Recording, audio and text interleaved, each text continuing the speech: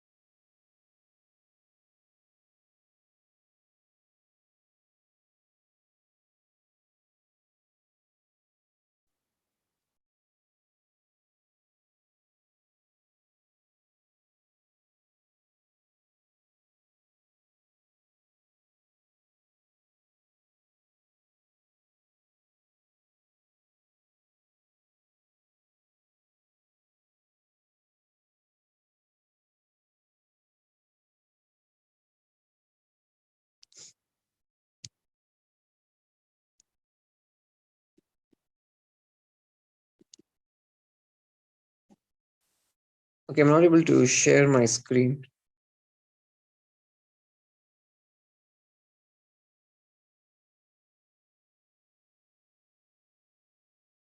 Sir, can you try now? All right. No, not yet. I guess it's I've logged in from another account as well. Sir, let me check if we've enabled it for you. One Sure. second.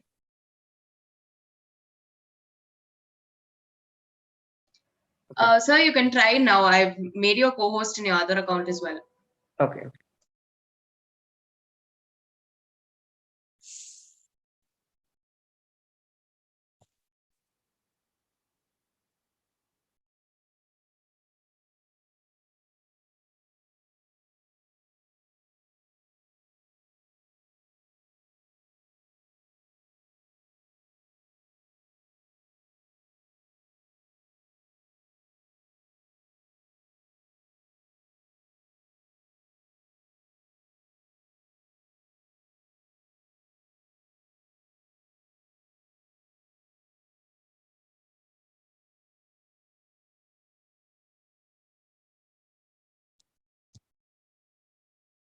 Can everyone see the screen?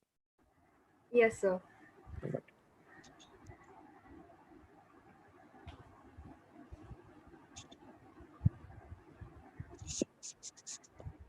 Okay, Romit sir, so Yes. can you present the screen once I introduce the panel?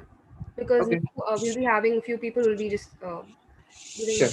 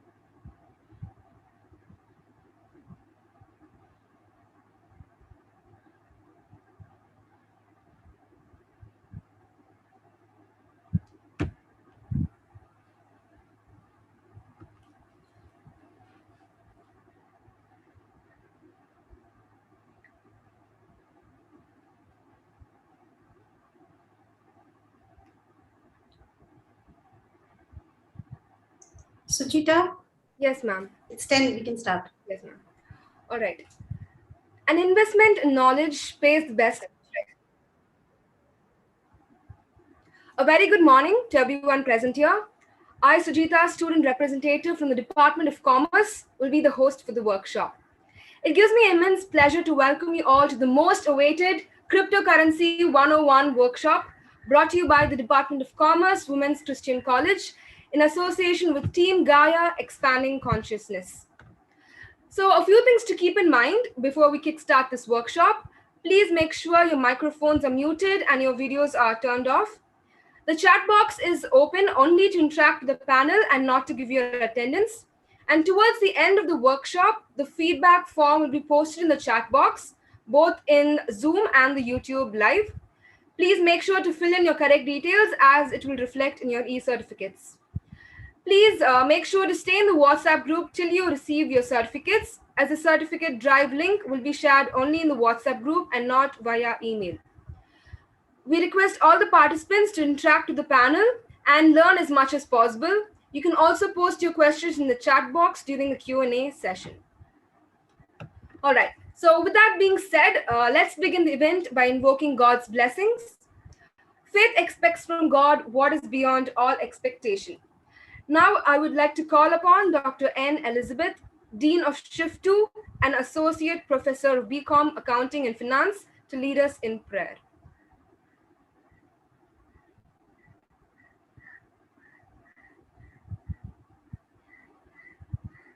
Over to you, ma'am.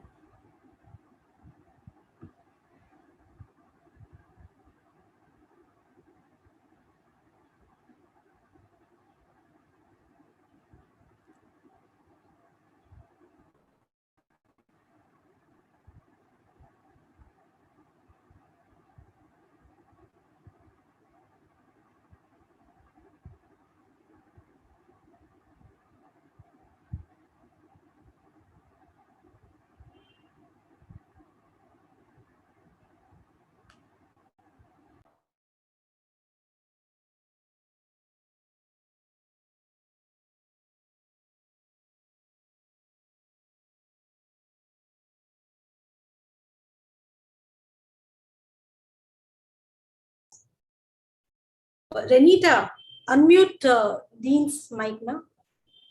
Oh, yes, ma'am.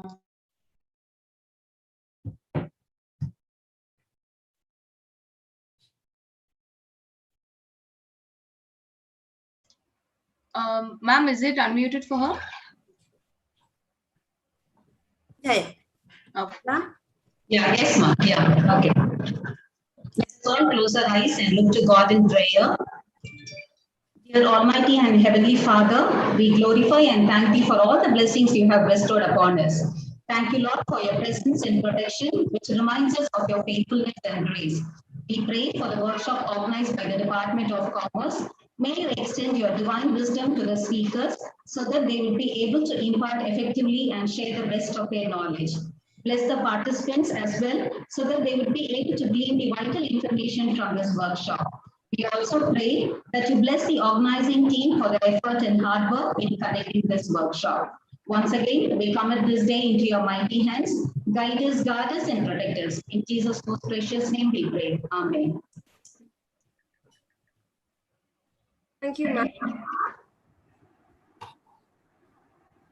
Now I invite Dr. Kanchana Naidu, Workshop Coordinator, Associate Professor from the Department of Commerce, to address the gathering. Thank you, Suchita. Good morning to one and all gathered here. I'm pleased to witness you all here in this workshop. On behalf of the Principal, Dr. Lillian Jasper, Management and the Department of Commerce, Women's Christian College, Chennai, I welcome you all for the International Workshop on Cryptocurrency 101. I wish to convey my heartfelt gratitude to our renowned speakers, Mr. Vikram Nikam, Mr. Romit Goswami, and Mr. Vishnu Vardhan, who took out the valuable time to join us today. We are honored to have you all with us. I'm happy to place on record that we have received an overwhelming response of 1,270 registration, including participants from various states across India like Karnataka, Kerala, Andhra Pradesh, Madhya Pradesh, Maharashtra, Manipur, Orissa, West Bengal, Punjab, Jharkhand, Rajasthan, and we also have participants from Nigeria, Canada, Qatar, London, and UAE as well. I feel proud to say that our Department of Commerce is completing 23 years and has been organizing workshops consistently for students and the general audience to gain insight and information on emerging trends that would remain effective in their life, exercises, and work. Today's international workshop on cryptocurrency 101 intends to build awareness on digital currency and its investment options. The objective of this workshop is to find out what exactly cryptocurrency such as Bitcoin is, why it has value, what its future outlook is, and if it could become the mainstream currency of the future. Now, without any further delay, I would like to start with the event. We would be delighted to have your suggestions and questions at the end of the event. Thank you. Thank you, ma'am. I'm now excited to introduce to you the resource panel for the day. So in no particular order, we have Mr. Vishnu.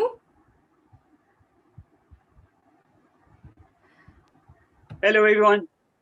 Happy to be here. Vishnu, speaking from a degree point of view, Mr. Vishnu did his civil engineering from NIT Warangal and started his career as an investment banker and later worked with Pepsi for a few years. Shortly after this, he got involved with Focus Adventure as a facilitator conducting team building, leadership, and innovation workshops. But more than the labels, as the CEO of GEC, a decentralized community, the goal was set to help evolve the community to their highest and best self for providing them the rich source of knowledge and empowering all the ripples of goodness. Next up, we have Mr. Romit. Hello, everyone. Thank you. So, Mr. Romit Goswami is well versed in Austrian economics and a self-taught programmer whose goal is to spread merits of economic freedom for the world.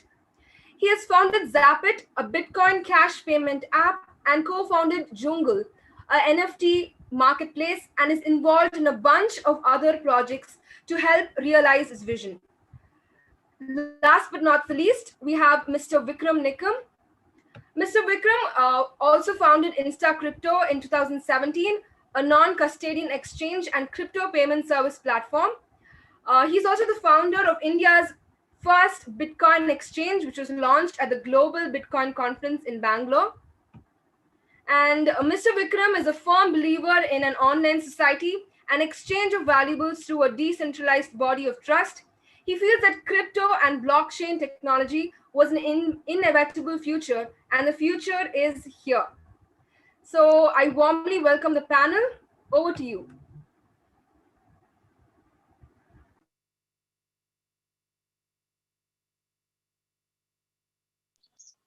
So go ahead, Vikram. I think you can speak.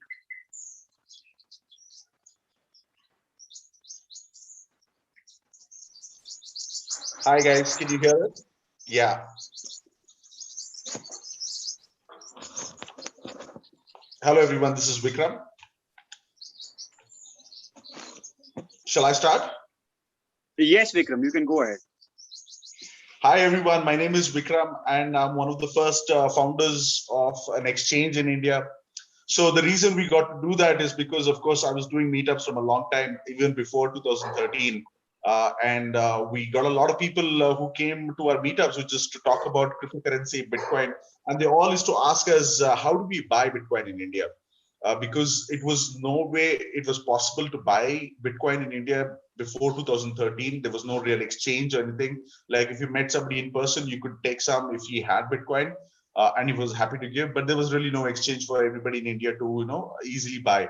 So we set up an exchange in 2013 for a reason, because so many people came and asked about how do we buy. The reason I got into Bitcoin is, of course, because I was living in England and I had my assets there, like house and property, which dropped in price after the 2008 recession. For me, the idea of recession was not very clearly understood. So I was digging deep into it to understand. So I eventually learned about a lot of ways that fiat system is very well controlled and manipulated. So the idea of Bitcoin came around, and clearly it was an alternative to the existing financial system. So with understanding so much in depth, I couldn't be there, not involved in Bitcoin. So for me, I had to give up my job and everything. So it's so exciting for me that I started following Bitcoin and reading and studying and doing economics about it, and then getting completely involved in Bitcoin since 2010 mid. That's when I quit my job. By 2011, I had some Bitcoins already that I had bought, and I started traveling for about 2 years. Eventually realized till 2013 beginning, I did not meet any one person. That is 3.5 years after me knowing about Bitcoin. I had not met anyone who knew about Bitcoin. Eventually, I met somebody in Bangalore because of a meetup, and I started hosting the meetup. And like I said, we eventually did an exchange. And after opening that exchange, I realized that was not the only idea of Bitcoin, because Bitcoin is more bigger than just an exchange. So exchange allows you to trade. If we see, we all are not traders. Some of us are traders. Most of us are users of Bitcoin. Like, you use money for making payments, settlements, those kind of things. So in a trading platform, you could only trade, and I wanted to expand Bitcoin to more opportunities. So that's how we have InstaCrypto. InstaCrypto allows you to buy and sell, not just that, to also send and receive instantly via, like how you would make a payment through a UPI or a bank transfer. You'd be able to use crypto through InstaCrypto to do the same. And also, like, for if you are an online merchant, you're able to now start accepting cryptocurrency, and InstaCrypto allows you to accept cryptocurrency. We change it to fiat system, which is we change it to INR for you. But otherwise, your business, which was only catering to India now, because only Indians were paying in rupees, and now the business can go abroad, and you can sell products to everybody in the world, because then you can accept payments in cryptocurrency from them. And we, as a payment gateway, crypto payment gateway, we will change it for you to Indian rupees. So that way, crypto can make businesses in India can go global. So those are very great facilities that's available with cryptocurrency. But that's not where we stop. Cryptocurrency is going to be like the game changer in the world tomorrow, is because if you see like how internet has changed the communication world for us. We do not depend on something like post office to do our emails, to do our communication. If only we depended on post office, I don't think post office are equipped to handle that kind of mass communication that's happening on the internet. So that's one of the reasons why we have cryptocurrency. Is cryptocurrency is going to become if we can say cryptocurrency is the internet of money. And on the system of that, there is the first one, which is Bitcoin. And then, of course, we have many popular ones like Bitcoin Cash, Ethereum, Tron, Doge, Litecoin. They're all helping us, do the mass value transfer and communication with people for value on the internet instantly and almost free. Because those kind of facilities, it's very hard for banks to give in terms of small amounts being transferred in and out. It makes it harder for the banks to, allow masses to communicate for small amounts like micropayments and things like that. So that's where Bitcoin comes in. It is one of the first ones. So Bitcoin is the name that we call, but otherwise there are very specific ones which helps in specific interest. Like if somebody wants just like an asset class, there are all the cryptos that can be used. If you want to use it like a payments tool, some of them which has very instant and cheaper way of sending and receiving crypto, which is like Bitcoin Cash, Tron, those kind of things are popular in payments. If you see how payments are popular in India, like UPI payment with Google Pay and Phone Pay and Paytm, like that, which is there for only India, we can now build with cryptocurrency for the whole world. That's the kind of idea that even our finance minister has. She says in an interview on the panel that clearly Bitcoin and cryptocurrencies are here to stay and they are the future, and we are open to experiments. That means India is embracing and open to experiments with cryptocurrency. I was very happy to hear that from our finance minister, because that's the future of technology.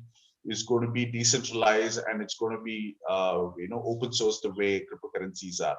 So the small difference between the internet for your communication and for the money, the internet of money is actually a decentralized system like where nobody on top can actually like control and stop and regulate the payments. It's free, it's run by the people, for the people, and that's the kind of system that crypto brings in for us.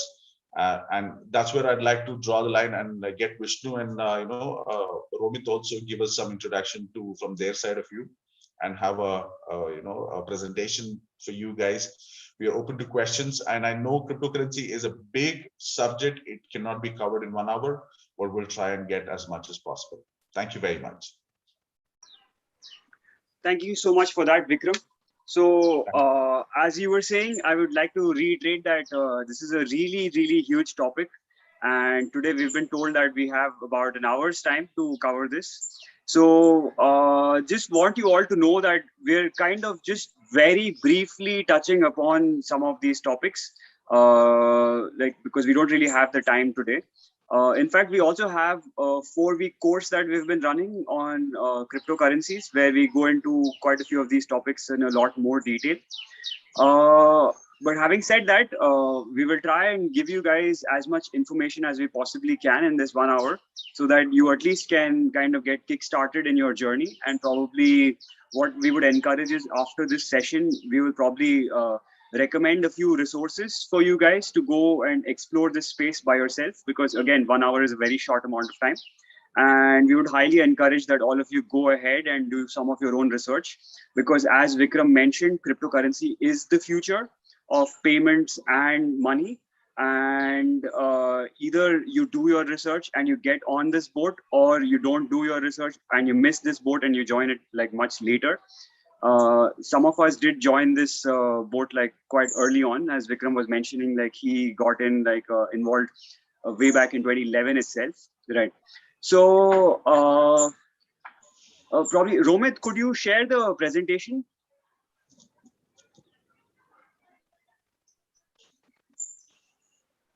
All right, so we could go to the next one. So the first thing that we want to cover for you guys is what are the problems with the existing, or the legacy financial system. And after that, we will come into the whole reason as to why cryptocurrencies were born, to solve these problems, because it doesn't really make sense that we go directly into it. Like, of course, we can explain to you what's the technology behind it, how a blockchain works and all of that stuff. But it is far more important to understand what is the problem that this is solving, right? Like simply understanding, the functioning of a blockchain is insufficient if you don't really understand what is wrong with the existing financial system. And to that end, probably the first thing that I would like to mention to you all is that see, most people that you see in the world are working for money. They would do a job in order to make money. And quite a few of them might not be very happy with the jobs that they're doing, right? And what that means is people are willing to do things that they don't enjoy in order to make money.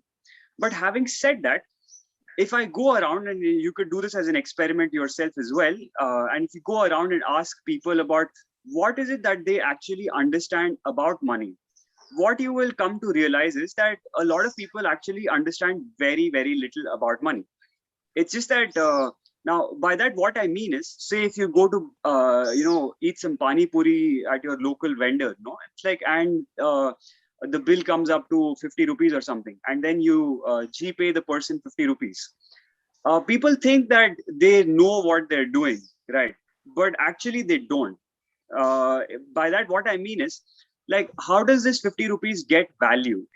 Who validates this 50 rupees? And how does it function, right? So this is things that people don't really look into or understand. And it's really important to understand this, because in a sense, the money that you're using is a representation of energy, of value, right? Which is that in a sense, you might have worked in a job or in a company for a month, and then you might have earned some amount of money. And this is storing that money, which you can kind of use in different avenues. So yeah, can we go to the next one, Romit? Next. All right. So, so probably you can see on your screen that, you know, we have the Eye of Sauron. Those of you who have seen Lord of the Rings will probably recognize this.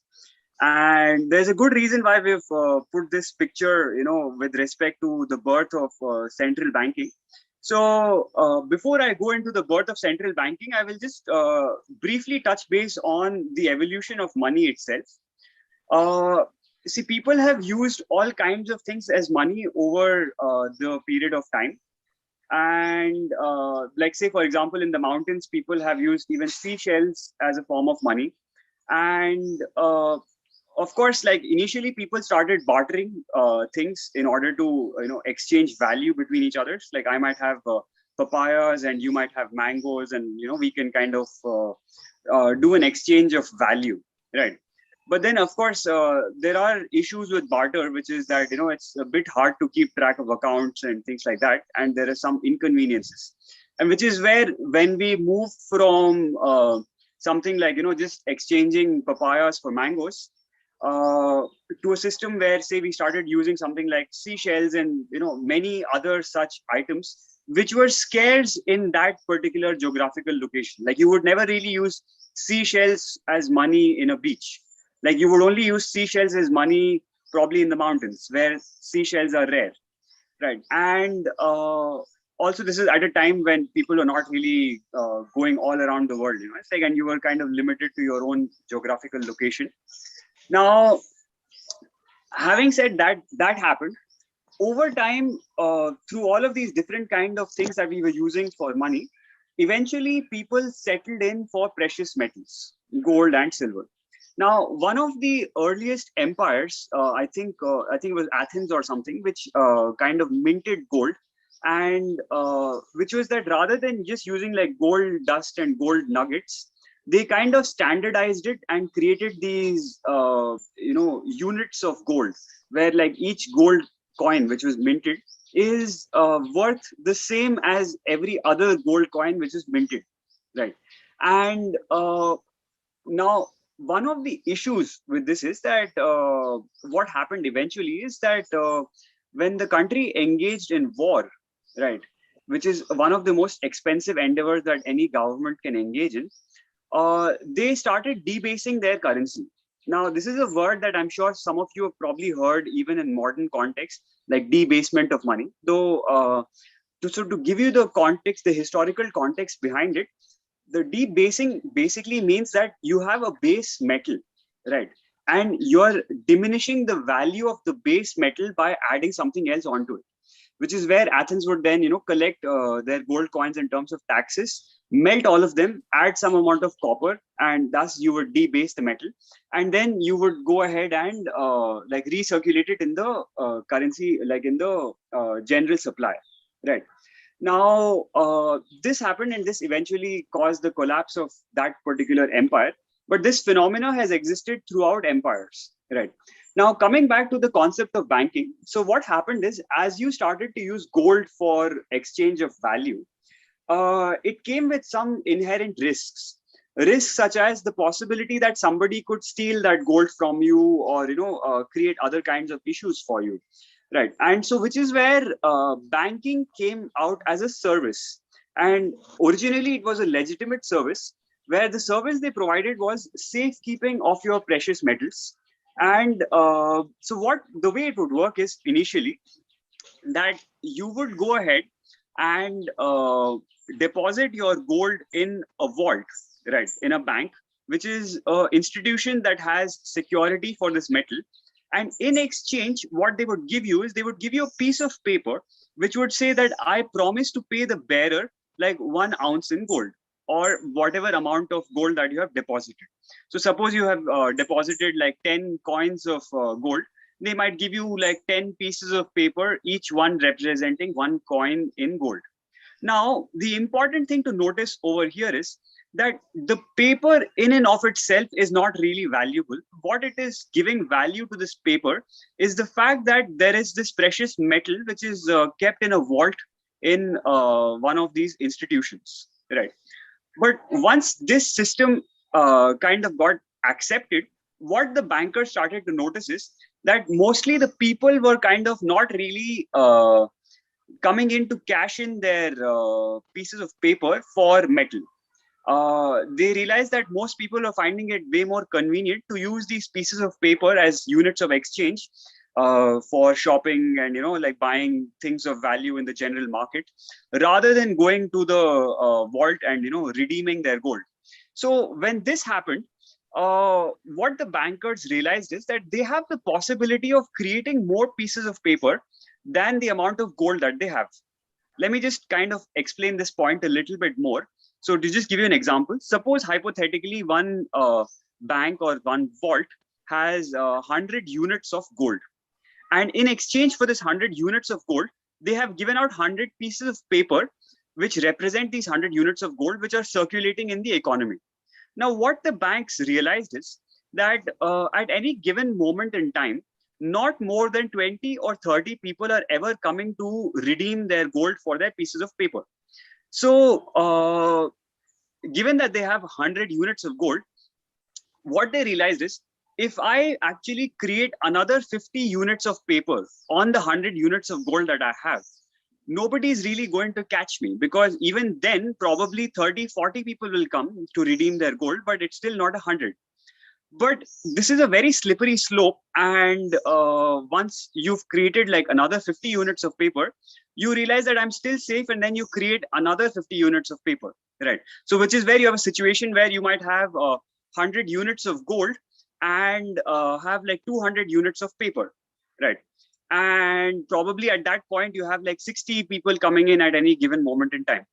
But there comes a point in time where eventually the general public realizes that the bank has created way more units of paper than the amount of gold that they have, right? And because the paper in and of itself is not really valuable, it is the gold that is of value. So when people recognize this, there is something called a bank run which happens. And again, talking about the legacy of this word itself, the word bank run literally means when people in that particular town are actually just leaving all the other work and running to the bank, because they want to redeem that piece of paper for the precious metal. Because if the bank runs out of the precious metal and everybody around in that town gets to know that the bank doesn't have any of this precious metal, then those pieces of paper are absolutely worthless, right? So this is the concept of a bank run, where people are literally run to the bank. Now, when this happened like many times in history, so this is something that gave birth to the concept of central banking. And what this was essentially was a cartel between these banks, where they would form an association, like, probably 20, 30, 40, 50, how many ever banks, and each one has, different units of gold. So now think of it this way, as the same example that I gave you. Suppose I, as a bank, have 100 units of gold and I have given out like 200 units of paper. And in the event where, all of these 200 units of paper come back to me saying that, hey, give me my gold, I only have 100 units of gold. So in which case, when I have an association with all these other banks, when 200 units of paper have come to be redeemed, I can call up my banker buddies and tell them that, hey, all of this demand is coming up right now, and they can send me their gold reserves. Thus, I can kind of protect myself and not go belly under, right? And this was the birth of central banking, which is basically a union between banks, which can help them, further their, in effect, criminal Ponzi scheme, right, of creating more units of paper than the amount of gold that they have in reserves. And so this is something that happened, and then this happened over time. And I think the British had their first central bank, which was kind of dominating vast swaths of the world. And moving forward, like when, say, America kind of got its liberation from the clutches of the British central banks, the founding fathers of America decided to never have a central bank in America. And the reason for this is that it gives you multifold benefits. One is it keeps the government in check to governance so that they don't like create excess units and then kind of have a spending frenzy. And also, it makes sure that like value is retained. Okay. But eventually, there's a huge concept over here about the birth of the Federal Reserve. I'm not going into all of the details right now, but I could recommend all of you to watch this documentary. It's called The Creature from Jekyll Island. I will just repeat it again. Some of you can write it down and watch this documentary later. It's called The Creature from Jekyll Island, which talks about the birth and the creation of the Federal Reserve in 1913. And since 1913, like say the dollar, for example, has lost over 99% of its value, right? But anyway, so in 1913, the Federal Reserve came into existence, and yeah, and I will probably talk about a few more things. Maybe you could go to the next slide, Romit. Okay, you can go back. I will just finish one or two more topics and then we'll come to this one. All right. So, well, the Federal Reserve came into existence in 1913, but at that time, like America had quite a lot of the world's gold. And after that, we had like World War I and World War II. During which America sold a lot of weapons and supplies and all of that to the Western nations during the war. And as a function of this, they amassed a really vast amount of the world's gold.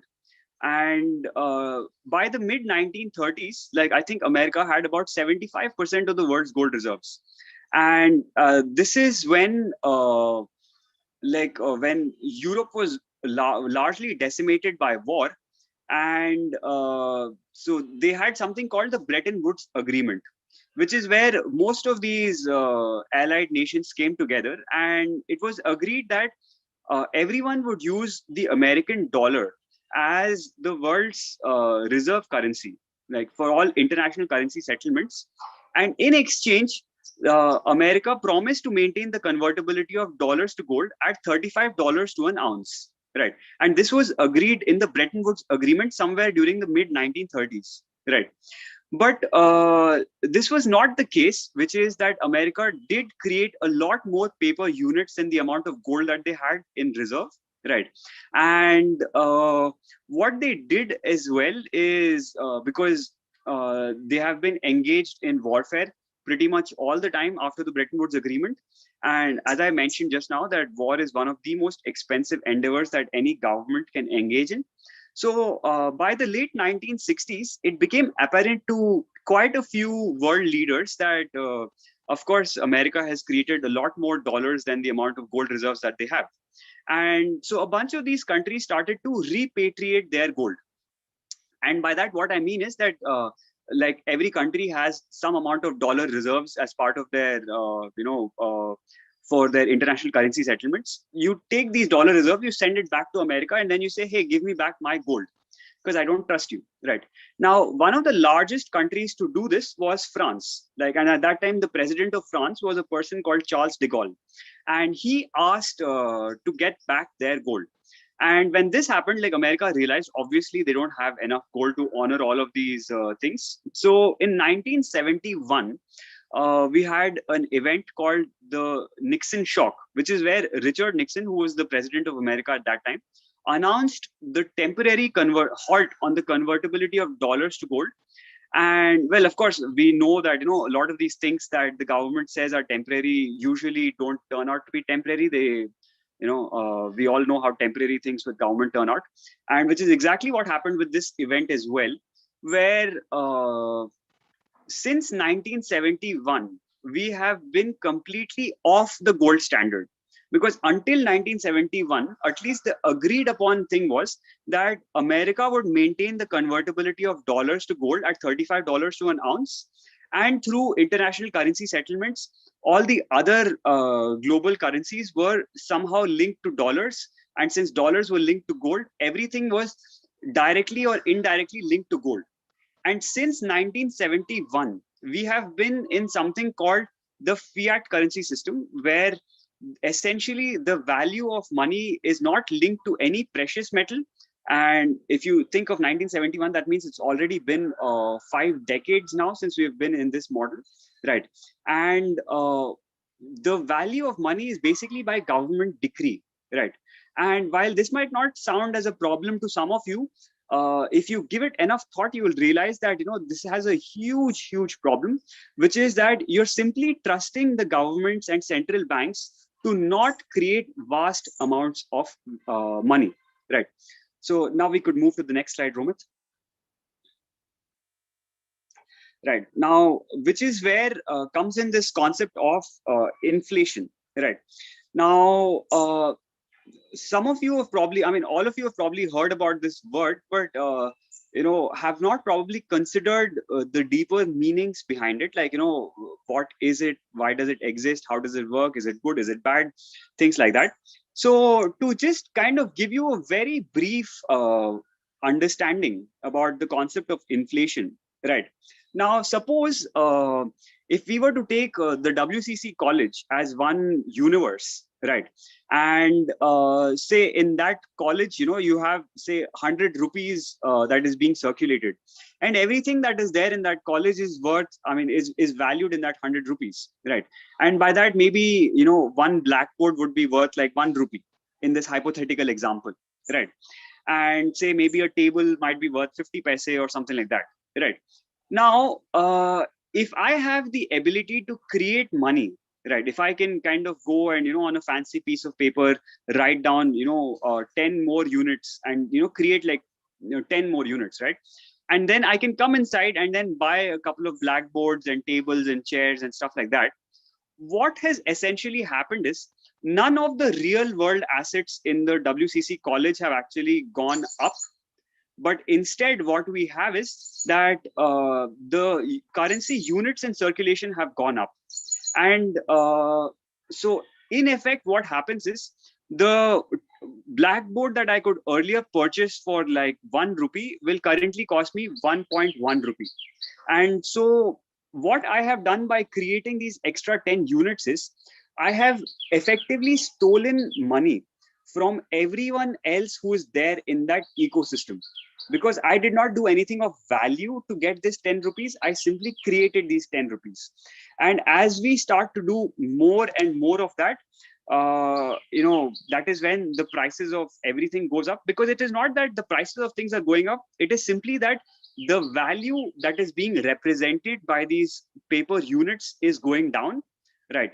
And that is what we refer to as inflation. And essentially, you can think of it as a hidden theft, because value is being, see, there are different ways in which people can steal from you. One is they can kind of come to you at gunpoint and be like, empty your wallet and give me what you have in your pocket. Another way is somewhere far away, I can create like enormous amounts of paper units, and without really touching your wallet, what I can do is what you could buy earlier has now gone down, which is that suppose, earlier you had the ability to buy maybe 100 meals of say idli vada, right? And by creating these excess units in some other place, now your ability is only to buy maybe 95 units of idli vada with the same amount of money. And thus you have actually been impoverished a little bit without really me coming and directly taking money out of your pocket. So which is what is actually happening in the concept of inflation, right? We could go to the next one, Romit. Okay, we can go back. Yeah, we can come to this.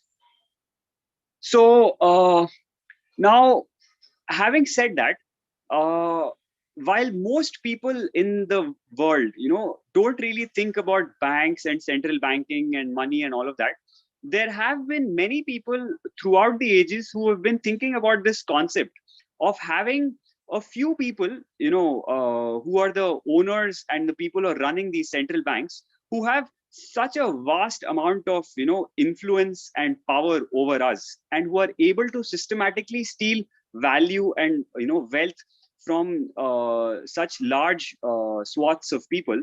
So people have been thinking about how we can liberate ourselves from the clutches of central banking for a very, very long time now. For decades and decades, the people from Austrian economics and different thinkers and different philosophers and different kinds of people have been thinking about how we can liberate ourselves from the clutches of central banking. And there have been multiple attempts which have been made throughout the ages. Like, people have been trying different things over different periods of time. And it was finally in 2009, I think, it was when Bitcoin was first created by a person called Satoshi Nakamoto. And well, it's a pseudonym. And what it essentially did is it brought in a key concept of decentralization, which is where, since I've been talking about the whole concept of central banking, which is you have maybe a group of individuals, maybe not more than 40 or 50, who are having such a huge amount of power and influence over billions of people. What decentralization does is it takes away the power from these few individuals and puts it back in the hands of the many. Right. Now we could go to the next one, Romit. Yeah. And yeah, so Romit, you want to take it over from here, talking about the birth of Bitcoin and what are the kind of problems and challenges that it solves? Sure. Thanks, Vishnu. I can take it over.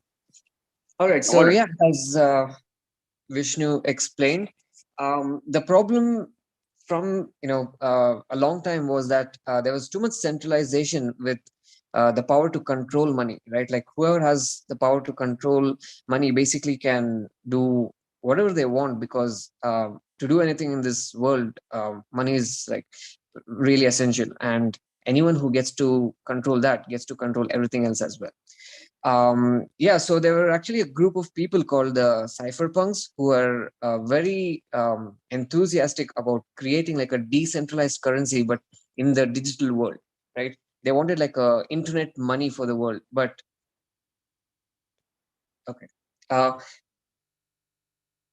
Just give me 1 second. Yeah.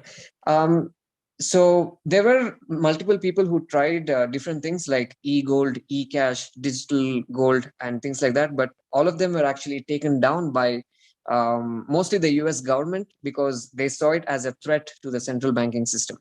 And the reason it could be taken down was because it was centralized as well, right? Like, these online currencies were also centralized. So in 2009, what Bitcoin did, what Satoshi Nakamoto did with Bitcoin is introduce the first, basically the first currency that could operate as money, but in a decentralized way, which means there is no single person that can control this currency. It's actually controlled by multiple people, which means everyone who is involved in the Bitcoin system has the power to control how Bitcoin or how money should essentially work. So the introduction paper to Bitcoin clearly said that it's a purely peer-to-peer version of electronic cash, right? So what peer-to-peer basically means is you can send money directly from your wallet to someone else's wallet. Right now, with the banking system, we are essentially relying on third parties, right? Third-party institutions. Right now, you are requesting your bank to send your money to someone else. So what Bitcoin did with that is it changed that system entirely and then allowed it to work similar to how cash would work. If I think everyone knows how like paper cash works, right? Like, you basically pay someone directly. You take it out of your wallet and you pay someone directly. But in digital form, that was very hard to do. But that is what Bitcoin essentially solved. So yeah, just explaining certain properties of what actually Bitcoin is. Bitcoin is actually known as the first cryptocurrency. Now we know that there are a lot more, but Bitcoin introduced most of whatever we know about cryptocurrencies in 2009. So first of all, yeah, it's decentralized. As I said, anyone who's running the Bitcoin system is part of the decision making. right? You could do that today. All you have to do is just download the Bitcoin software, which is available for free online. As I said, it's peer-to-peer, which means you don't really require to rely on third-party services to send money across the world even. And yeah, it's very similar to cash, but in the digital form, which means you are making the payments directly from your hand to someone else. You're not really you don't have to make sure that someone else is holding your money. Right now you're really requiring a bank to hold your money, and you're trusting them that they're going to provide the right services. But we have seen a lot of limits that banks keep placing, right? Like they say, oh, you can't withdraw this much amount, or you cannot send more than this much amount per day. And that only happens because they have control over your money. And we have seen a lot of issues come out of that, especially if you want, like, for emergencies. You don't really you have to justify yourself as to why you want to use your own money as well. But with Bitcoin, that's not the case anymore. You can spend as much money as you want whenever you want without having to ask for permission from anyone. um, and it's open source, which means anyone can publicly audit the system. Anyone who has knowledge about programming can go through the system and see how the Bitcoin system works exactly. We don't really know how like SBI Bank works or ICICI Bank works, right? Like all of their digital systems or the codes that they have is all private, so we don't really know how those things are working. But anyone with the knowledge of programming can understand how Bitcoin works, because all the code is available for the public. um, and yeah, when it comes to the infrastructure itself, the transactions are much faster than any other form of payment systems that we have ever seen.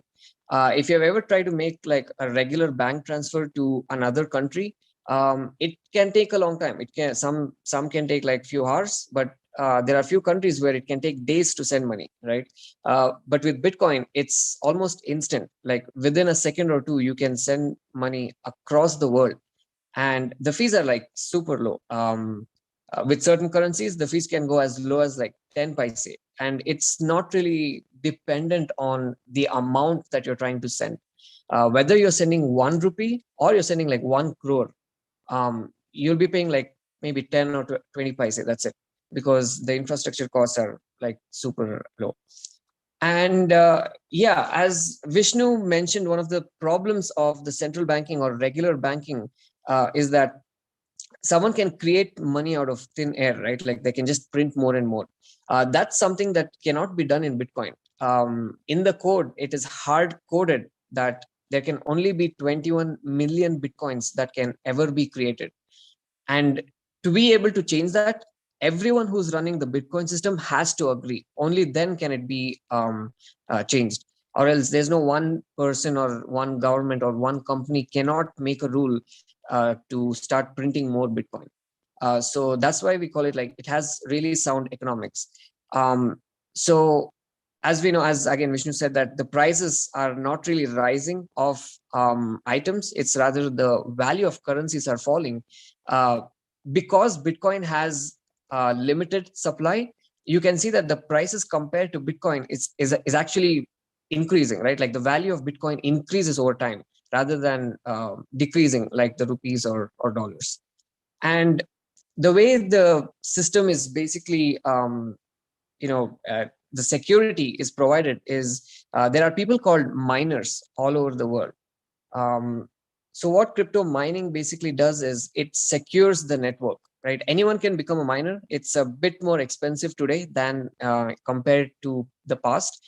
But what the miners are doing is they are basically just verifying the transactions, right? Like if I send 1 Bitcoin to someone, somebody has to verify that I have not created that Bitcoin out of thin air and sent it to someone. So to verify that, it takes a lot of electricity. These machines that are running the mining, it consumes a lot of electricity. Basically, it's doing some work to prove that that Bitcoin was created legitimately. And as a reward for doing this crypto mining, the people are basically rewarded new Bitcoins.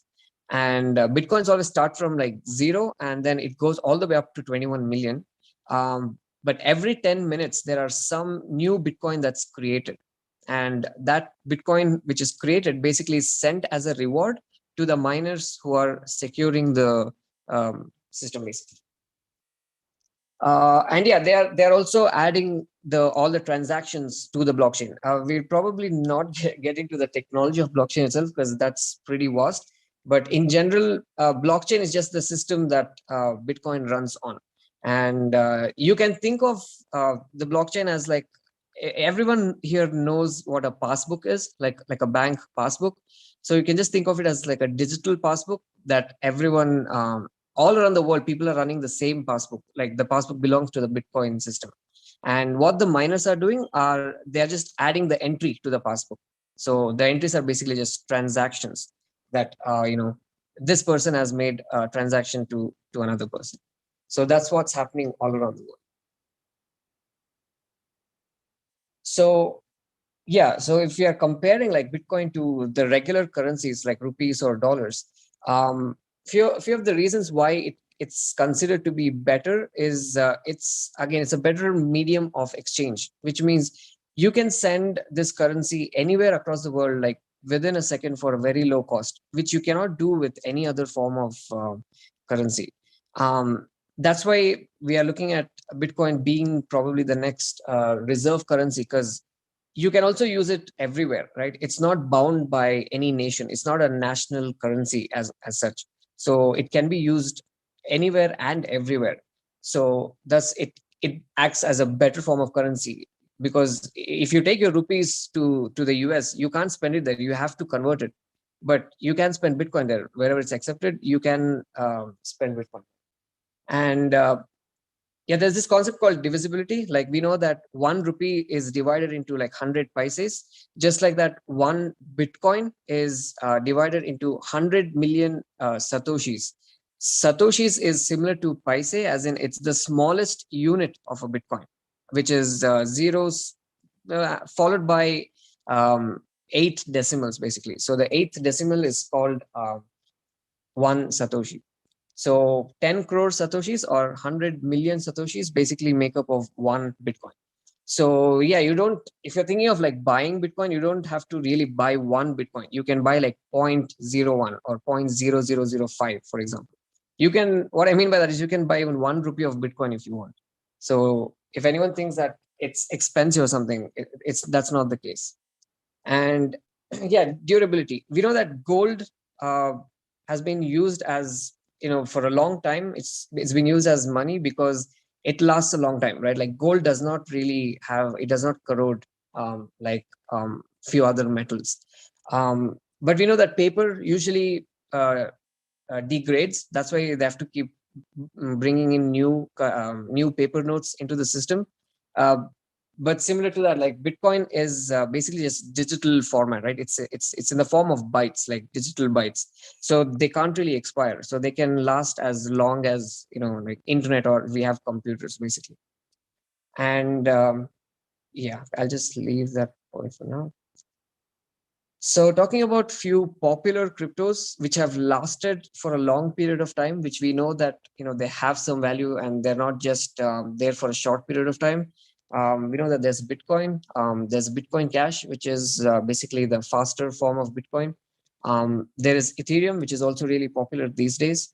And there's Litecoin. Now, there are a few others as well, which probably don't have time to get into everything, because there are probably more than 10,000 cryptocurrencies at this point. There's also like Dash and Monero and a lot of Ripple and a lot of other kinds of cryptos as well. Each one has its own advantages. Again, that's probably its own course to go into.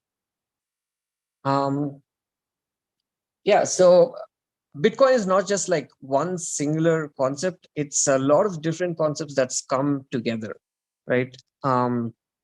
It's finance because we are using it as a payment system.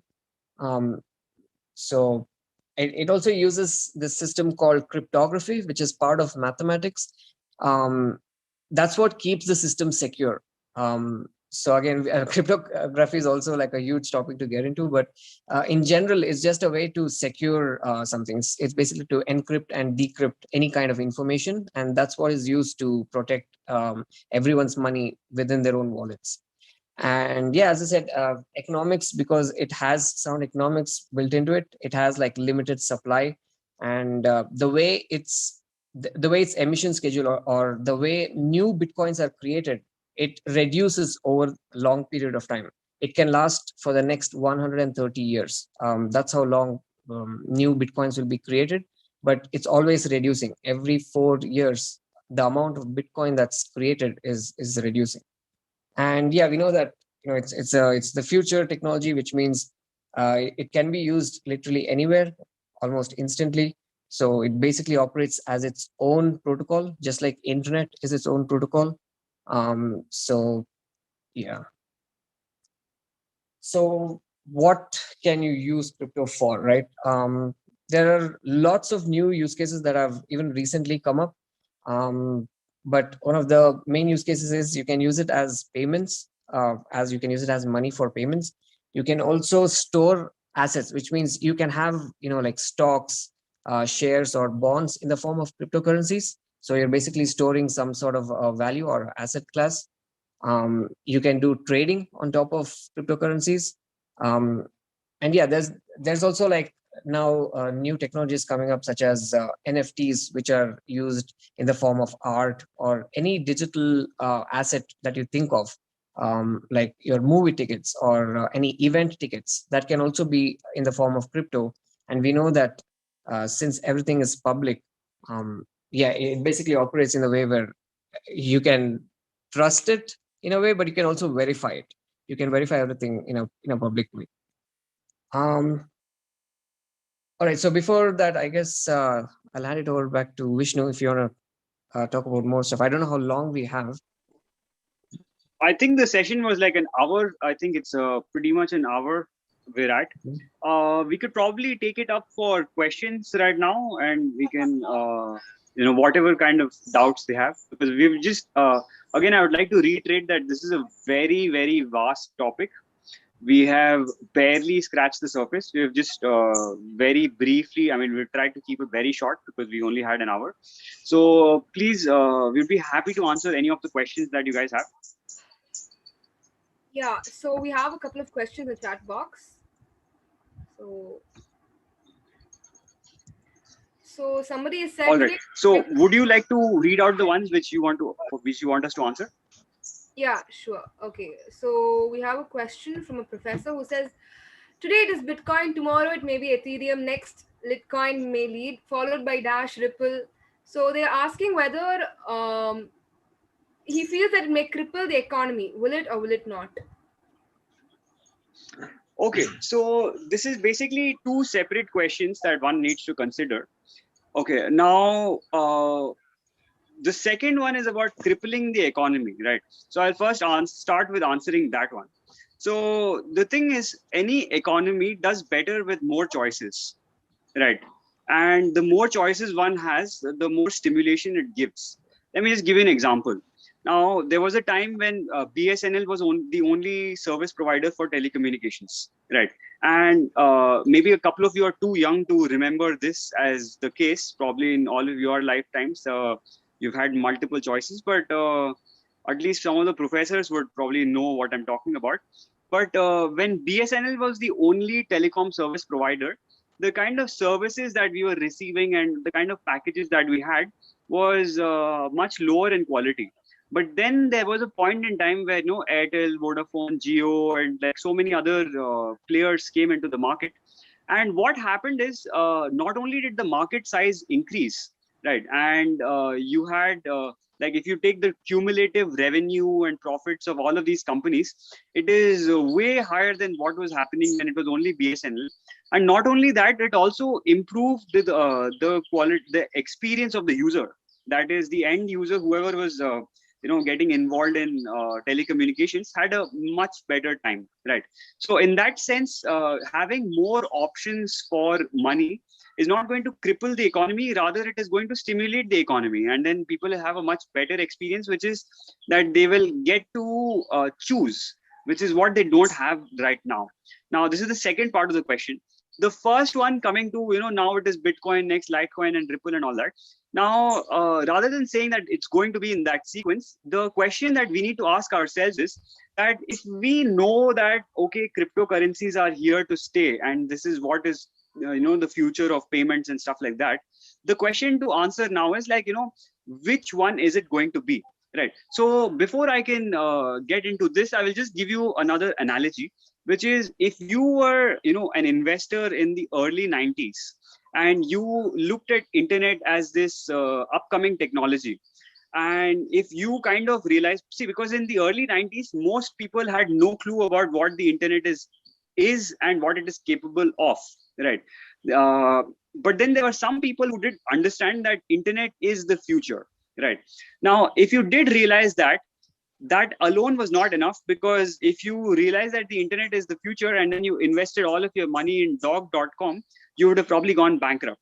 And there was a time when dog.com had like an insane amount of valuation as well. And a lot of internet companies did get very huge valuations, but then the dot-com bubble burst and then so many of them went bankrupt.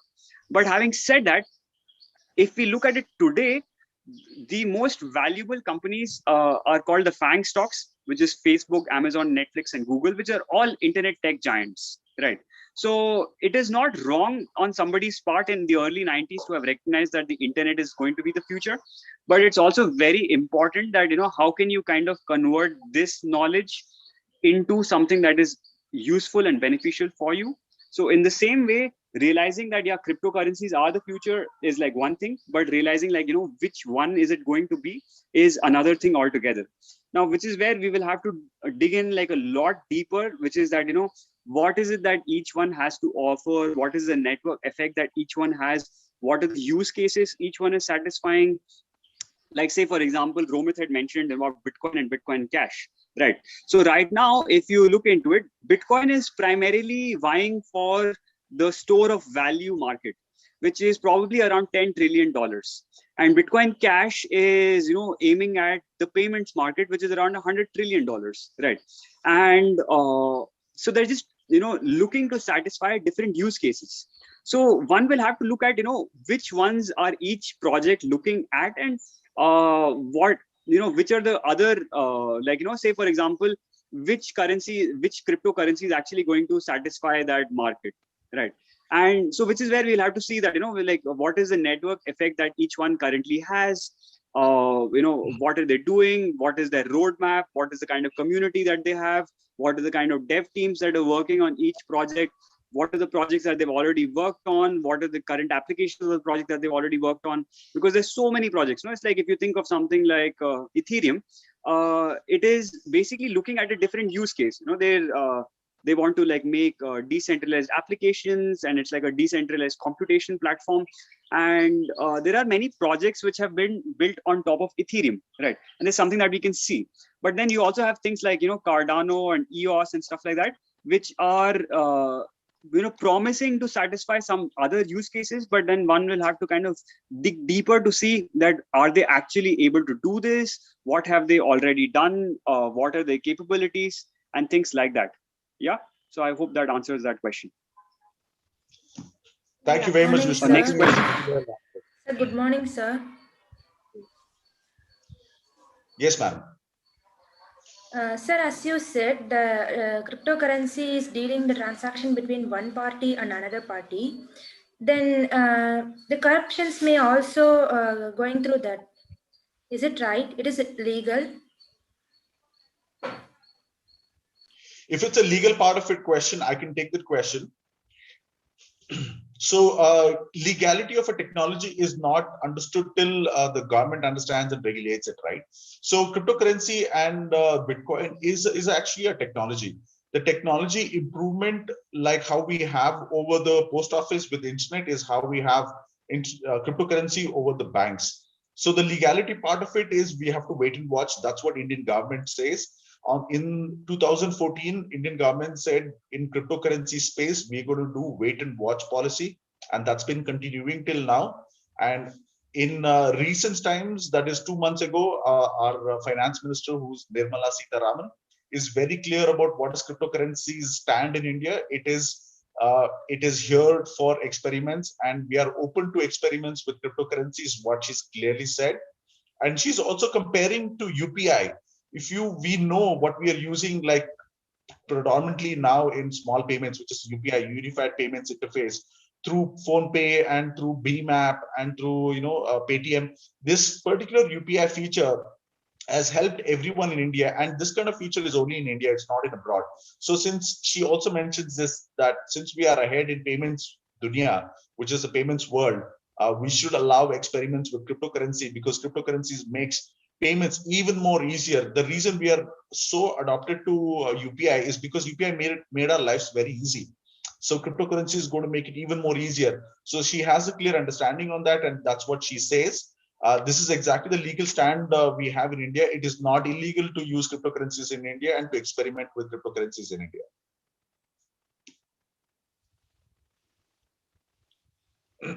All right. Next question, please.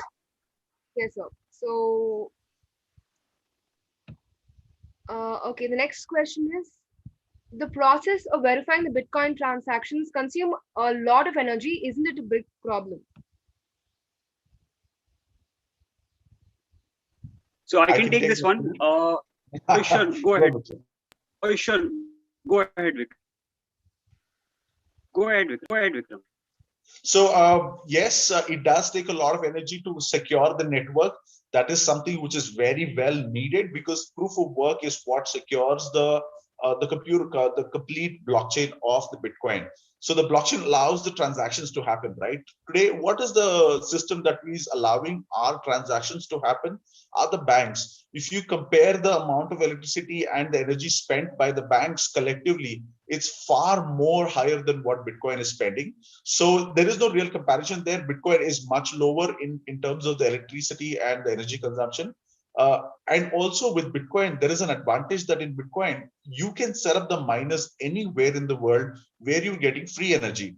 So today, the Bitcoin miners are set up in places where in Russia, where you get free gas, and in Ecuador and in El Salvador, where they have the volcanic energy that they're using, geothermal energy in Iceland and Scandinavian countries, and we're using wind and solar energy.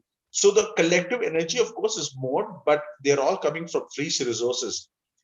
Most places in China, they are doing mining a lot, but they are also, of course, doing it through solar. So the energy that's consumed is actually supporting the network, and it's much, much lower than what actually the banks are consuming. So we are actually heading towards a better system for the future. Thank you, sir. So, there's a similar question, but then somebody's really they want you to answer it because it's a question which runs in everybody's mind. The question is, if crypto is useful in transfer of money, which is the same function of banks, then why should someone use it? I can continue using bank transfer, which is regulated and safe. So why should I choose crypto over this? No, it's a very good question. If you see why we needed internet over the post office for communication, is very clear answer to this particular issue of why we should use cryptocurrency over banks. What happened with the post office and the internet does instant communication for you for free. Post office takes 1 week for an international communication, and it's going to charge you money. So what is free and what is instant is mostly usable, and you mostly going to be favorite between the new people, right? Because you come into the business, you want to make sure that your product that you have is instantly shown to the person in the US, if somebody in the US is interested in buying it, and instantly sell it to him. So internet allows you to do that, kind of like send a picture to him instantly, and the picture of the product is seen by the person, and he says yes, and the product is sold. If in the post office system, we will have to send the picture and wait for 1 week for that person to see the picture, and then give a heads up, yes, saying yes or no. Till that time, 1 week, we are holding that product. If it's the only one product, that we cannot sell it to anybody, because we are in the dilemma that if that guy who's been asked, if he says yes, that has to be sold to him. But the post office is going to take 1 week for the information to pass.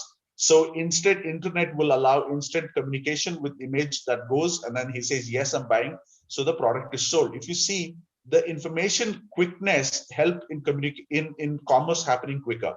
So if the product is sold quicker, how do we get the money quicker? Otherwise, what we have is banking system and the electronic transfer system through the banks. And what they will do is they'll do the wire transfer the quickest possible, which takes 1 day. Otherwise, if you pay a little less fee, you will take about 3 to 4 days and you will get the money. But 3 to 4 days, you don't have the liquidity. That is where cryptocurrency comes into play. Instantly, the person can send you money via cryptocurrency, depending on what crypto you accept, Bitcoin or Bitcoin Cash. If it's a small value, we usually use Bitcoin Cash and it's an instant settlement too. So internationally, somebody made you a payment in instant and quick. So you have the liquidity, you can go and buy more products. So the commerce happens quickly because you have cryptocurrency, which is helping instant and free transfers.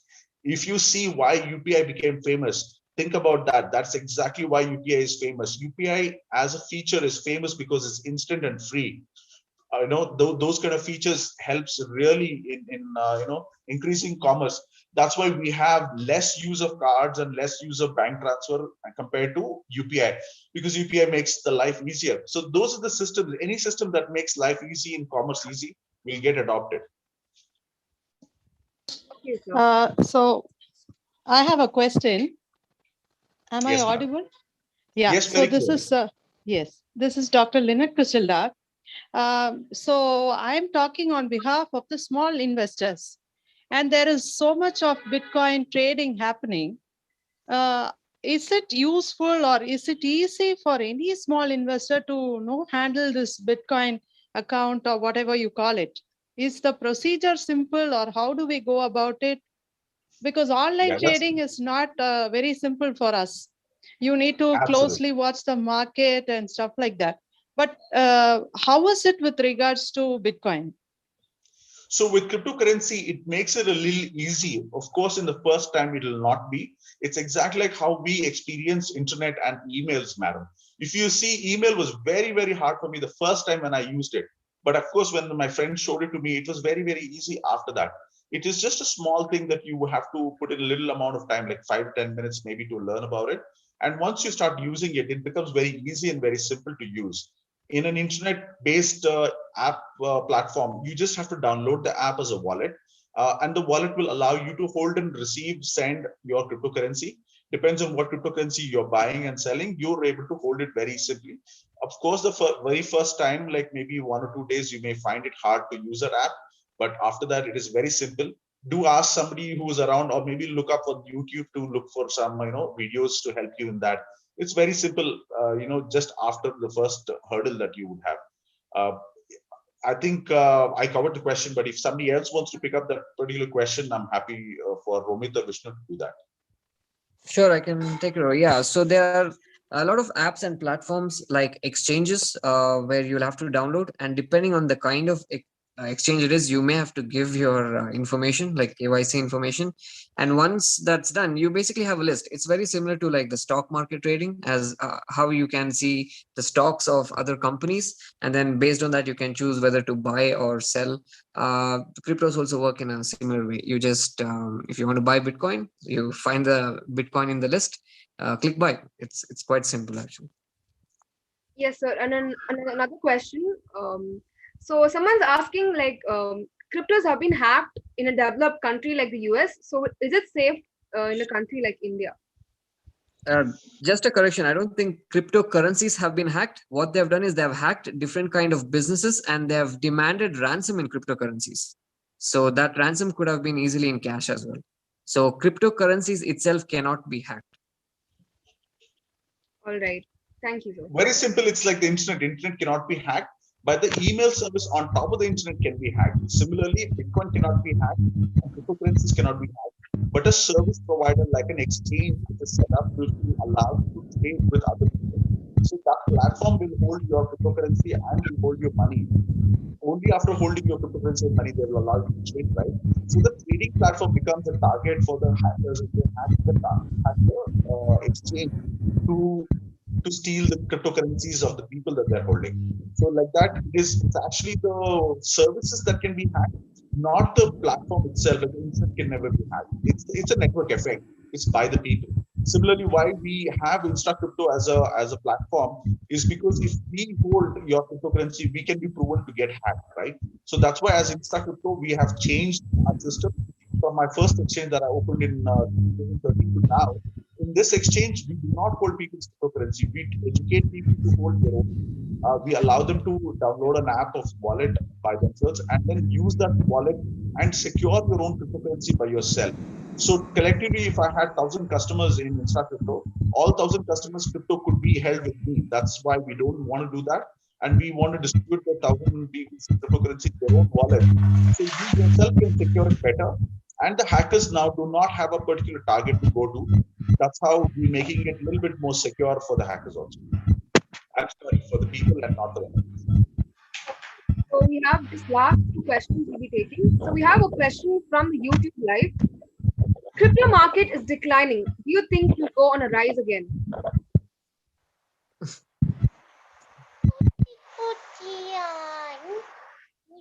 So the crypto market is not declining. It is actually the price of the crypto is a little bit lower today. It's coming down in a way because there's something called a correction period that happens in pricing. So the adoption and the use cases of crypto are only growing. The value of the crypto is fluctuating a little bit. It's because of its correction periods and the way every other product works in terms of the trading platform. So in a trading platform, some product price is going up. Everybody has the craze to come and put in money, and then at that time, suddenly the price of that product goes really up. But then the next few days and months or weeks, depending on the way the price has gone up, it has a correction period. That means the price will come down, and it actually comes down to the lowest of the what previous was, and then it eventually corrects and then comes back to the original price and then goes beyond also from there. So the price correction is fluctuating, but not the real adoption and the use cases of crypto. They are only increasing in numbers every day. Just to add on to that, I think it's very time. It's the perspective has to be based on time as well. Maybe compared to maybe a month or two, yeah, the prices are down. But if you compare to last year, it's really high. So it depends on the time period that you're looking at. And of course, the all-time high of cryptocurrency, if you see in 2011, each Bitcoin was around 100 to 150 rupees. If you see one Bitcoin price today is about 25 lakhs, even though the price has come down. So over a period of 10 years, if you see, it has gone up. And over the period of 4 years, you will see every 4 years, the price is about 10x, 10 times more than the previous time. Okay. So now we have the last question. Since cryptos derive their value from mere people turnover, if the big shark investors get out, will it be 2008 all over again? I would love to take this question. No, madam. 2008 cannot come back because 2008 was a recession done by the financial institutions who are centrally controlled, and they are centralized systems. I was living in England at that time and I was working there. So when my research, I came to know the 8 or 7 big banks in the UK colluded together to do something called price gouging. Means because they are the top 7 banks in the UK, so they could shake hands and then they could take down all the subjects. That's what they did. What they did was they pumped money only into housing for the 7 years. They gave loans and mortgages easily to the housing people who came and asked for mortgage, but not for the other businesses or travel or education or anything. So by putting more money into housing, they actually hyperinflated the housing price, and the recession and the collapse happened. In that, if you compare that to the Bitcoins, no, it doesn't happen that way. In Bitcoin, at least the way the system is set is more decentralized, and you don't get one party to control all of it and then dump or pump. Of course, the small amount of element of that is possible with the whales, big users of cryptocurrency as big rich people, but the manipulation is very, very little. And the manipulation that is happening is reducing by the day, is because more and more people are joining the network. So the bigger the network, the harder it is for anybody to manipulate. Okay. I think someone wants to unmute and ask a question. Sharon? Is Sharon here with us?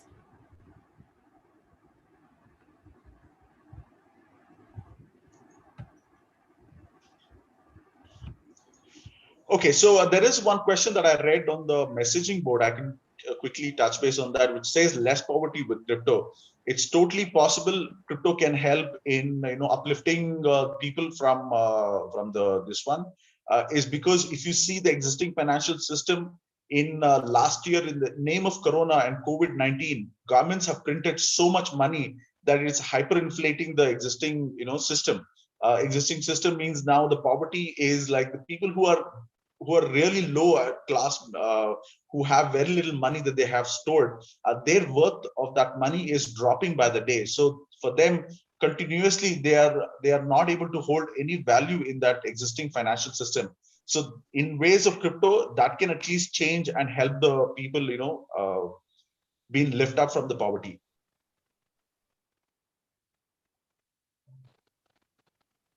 Yeah, so this is Dr. Lynette Priscilla again.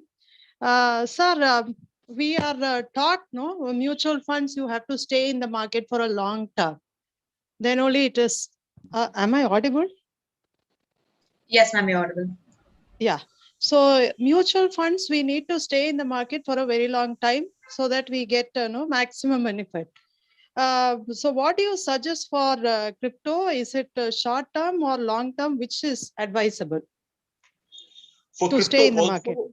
Both ways are advisable. Crypto is for those who understand the economics in the markets. It's same as the mutual funds, but mutual funds will allow the banks to go ahead and do the research and everything.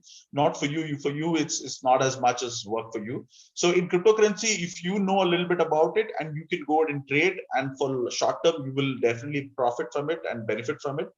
But if you don't want to do that and you want to be a silent observer and you just want to buy and keep, yes, it is like the long-term thing. You buy and hold for long term. It actually gives you a good, benefit over the period. So it is a long term, and it's very well, benefited for those who hold on for long. But of course, there are alternatives. Vishnu and Romit, you guys want to jump in and add to that? Please go ahead. Yeah, sure. So I would say, while one thing that I have noticed a lot in the general public is they think of cryptocurrencies as a form of investment, right?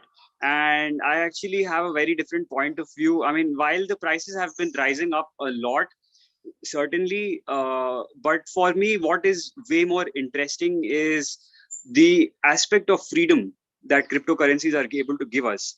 Right. And I covered some parts of central banking, in the first part of this presentation. But maybe one of the other things that I can touch base on is that, what the central banking has allowed to exist in the world, which is that a lot of these military expenditure and, the kind of support that the military industrial complex gets from the governments and central banks is because of the collusions between the same parties. And what cryptocurrencies are essentially doing is they're taking away power from these people and putting it back in the hands of regular people. So more than thinking about this as an investment, I would encourage people to think of it as a tool for liberation and freedom.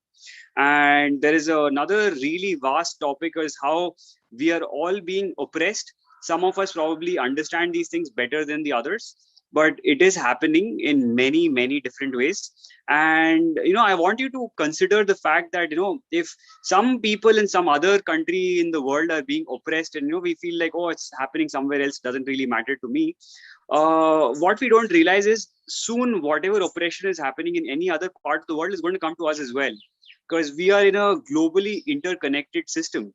And all of this violence and oppression is essentially facilitated by control over money supply, because people who have the ability to create unlimited amounts of money also have the ability to buy up politicians and bureaucrats and medical institutions and media houses and all kinds of things. And it leads to like very, very dangerous situations. I'm not elaborating too much on this right now, but those of you who do understand what possibilities exist and what is actually happening right now, it's important that we take these steps as to move away from it. So rather than, which is what rather than thinking of it as investments, I would say try to earn some money in cryptocurrencies, spend money in cryptocurrencies. Don't just earn it and keep it in some wallet so that someday you will then convert it into, again, fiat money and then use that to buy bread. Rather, if possible, convince your bread seller to accept BCH and then pay using that. And that way you also stimulate the crypto economy where we're using it as money rather than as an investment. Okay, thank you, sir. So anybody has any other questions?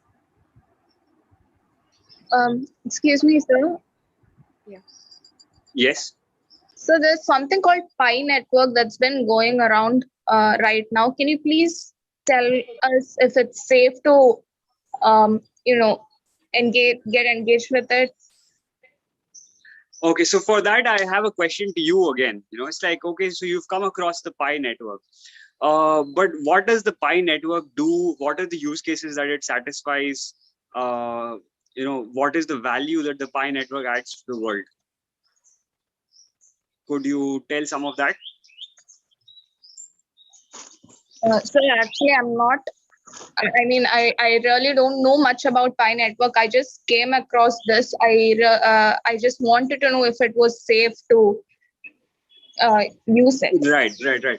So I understood that. I already knew that, which is why I asked the question. Like, see, the thing is, because especially in cryptocurrencies, it is very important that we put in a considerable amount of time to research each project, right?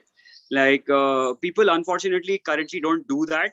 And it's like we live in Instagram generation where people's attention spans are like really small, and they want to try and make decisions in a very short amount of time. It's like investing 10-20 minutes into looking into something, and then they want to come to a conclusion. But this will lead to many problems, and then we'll end up burning our fingers. So I also have not looked deeply into Pi network, but from like we also, like, I have a friend, his name is Shiva, who is the head of the blockchain division at GEC. But I mean, he's not really a big fan of the Pi network. I mean, we personally think of it to be a bit scammy. But maybe Romit, you want to add something to the Pi network? Yeah, don't get into it. That's it. Okay, do not. Yeah. So anything that is big in network, like more people are using, something like Bitcoin, Bitcoin Cash, Ethereum, Litecoin, these are the most popular ones. These are very clearly, you have to understand when you look at cryptocurrency, you got to look at a few things to make sure that you follow them. One of the things is it has to be decentralized. If it is centralized, then what is the point in using a new technology if it is still the same as old one, which is centralized system? So you have to make sure the cryptocurrency is decentralized. You have to make sure the cryptocurrency is open source. It has something like a proof of work. That means your coin is more secure than any other. So those are small things you will want to just check that. In terms of, there was a question which said any books or anybody to follow to understand more. I'll give you one for tech, which is Andreas Antonopoulos. I'm sure there will be more names for tech. Romit can give you that. And for economics, if you want to understand more of crypto economics, follow someone named Roger Ver. Roger Ver is very good in crypto economics. Also, Romit and Vishnu, they are also very good. You can ask them if they are following any more of any specific authors. Yeah. Okay. So I think we'll close the Q&A session. I know all of you have so many questions, but then we'll be forwarding the resource links and the books in the WhatsApp group, so you guys can have a further, you can have a further read. And also, if you have any questions, I can also forward the LinkedIn details and the contact details of the resource panel so that you can contact them further. Okay. There are some more questions in the chat section. I think we can quickly do that if you want to. Yeah, sure. Okay. So other than Bitcoin and Ethereum, somebody very specifically said HODL.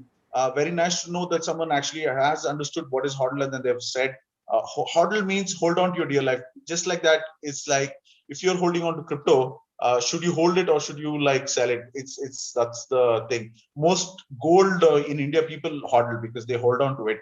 And unless really emergency, they do not sell. And it's a great asset like that, right? So in crypto, other than Bitcoin, Ethereum, what else is a great HODL tool is BCH, Bitcoin Cash. There are a few other. Of course, we can name a list, but we would rather give you one or two so it's easier for you. Bitcoin Cash is a better hodl also in that way. In what else is the question? There was another simple question. It says, how is it different from existing finance?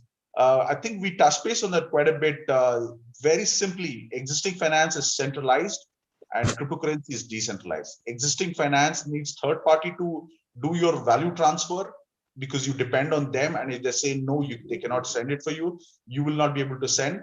That way, if you see in cryptocurrency, nobody can stop your payments and settlements and value transfer. If peer-to-peer, if the internet is working and the other party's internet is working, we both are able to send and receive instantly without any need of centralized institutions. And I think there are a few more questions I can just quickly run through. Any of us also, Vishnu or Romit, you like any of these questions and you want to quickly touch base, please go ahead.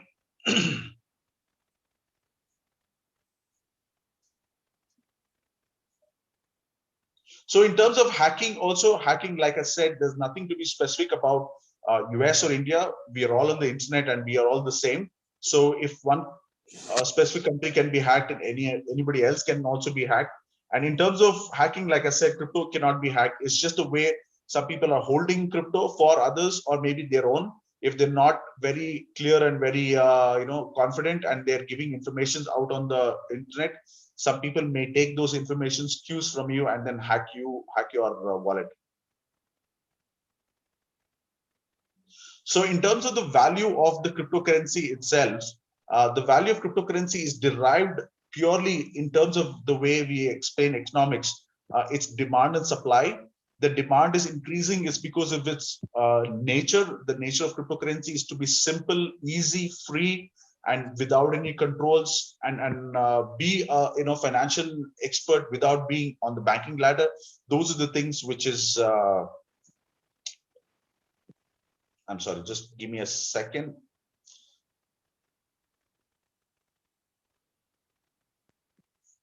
I'm sorry, I lost track there. If Vishnu can help me out in that, it'd be great. Sure.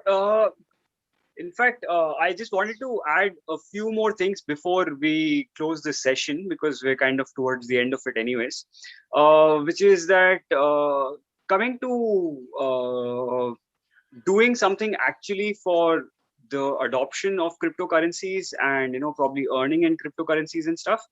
Those of you who would like to get in touch with us, we are also looking at expanding with respect to like merchant adoption and spreading the ecosystem. And those of you who are actually genuinely enthusiastic about this subject, having given that we've gotten like a brief outlook on this one, please do get in touch with us, and we would be happy to give you as much of our time as you need, and clarify all of your doubts. And because we see this as the future, and we see it for many reasons. We have not covered all of them in this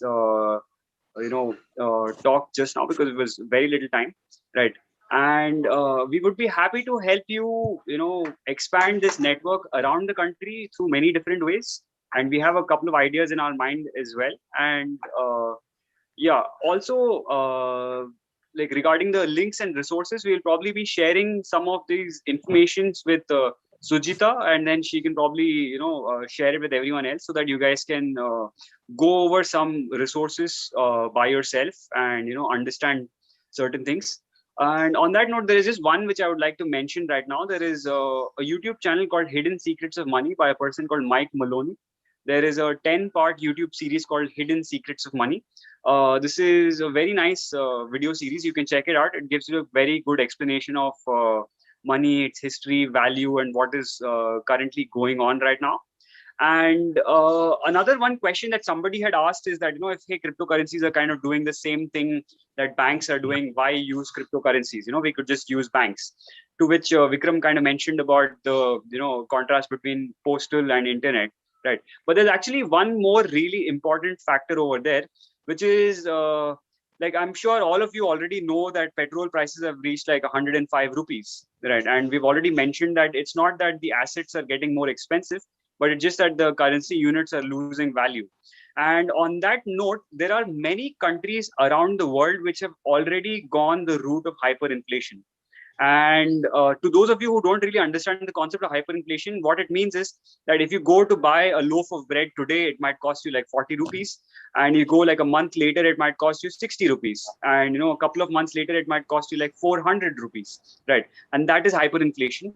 And this is something that has already happened in places like Venezuela, Argentina, Libya, Turkey, and a few others. And it is kind of starting to happen in more and more countries.